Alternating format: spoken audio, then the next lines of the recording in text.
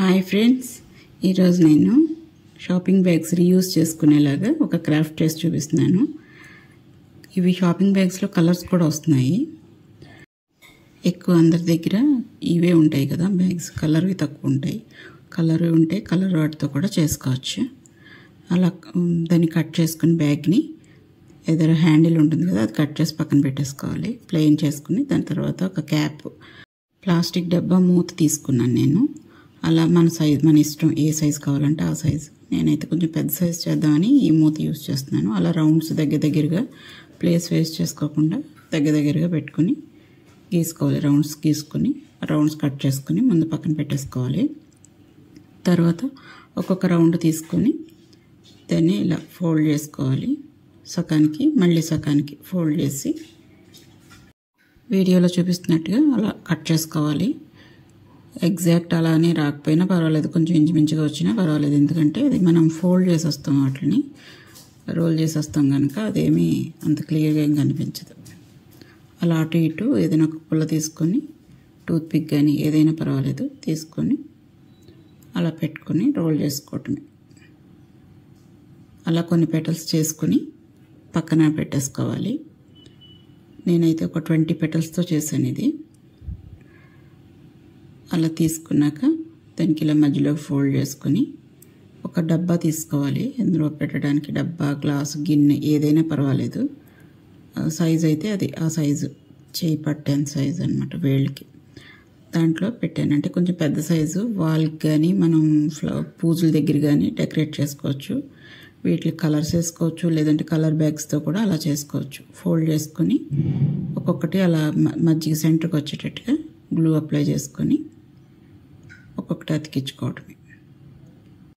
ఒక పెటల్కి సగం నుంచి ఇంకో పెటల్ వచ్చేటట్టుగా గ్లూ పెట్టుకోవాలి. అలా మొత్తం రౌండ్ అయిపోయాక మొత్తం గ్లూ అప్లై చేసుకొని పెటల్ అంతా పెట్టుకోవాలన్నమాట.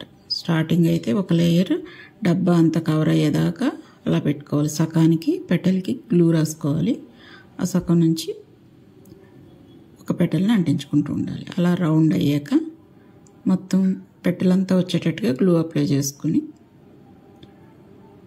మొత్తంది అలా అంటించేసుకోవాలి.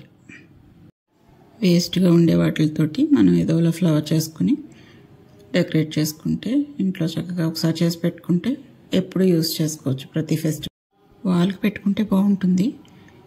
కొన్ని ఫ్లవర్స్ని అక్కడొకటి అలాగా, లేదంటే పూజ దగ్గర కూడా డెకరేట్ చేసుకోవచ్చు. ఎలా అయినా మన దగ్గర అంటూ ఉంటే ఎలా అయినా డెకరేట్ చేసుకోవచ్చు. చేసుకుని అట్లా పెట్టుకోవచ్చు. ఇవి వేస్ట్గా పడేయకుండా యూజ్ చేసుకునేలా. ఇలా కలర్స్ ఉన్నాయి, కలర్ పేపర్స్తో కూడా చేశాను నేను. చేసి చూపిస్తాను నేను వీడియోలో. అలా మొత్తం ఫ్లవర్ అంతా ఒకదాని పక్కన అలా వచ్చేటట్టుగా మొత్తం అంటించేసుకోవాలి. 20 పెటల్స్ అయితే బాగా వచ్చింది.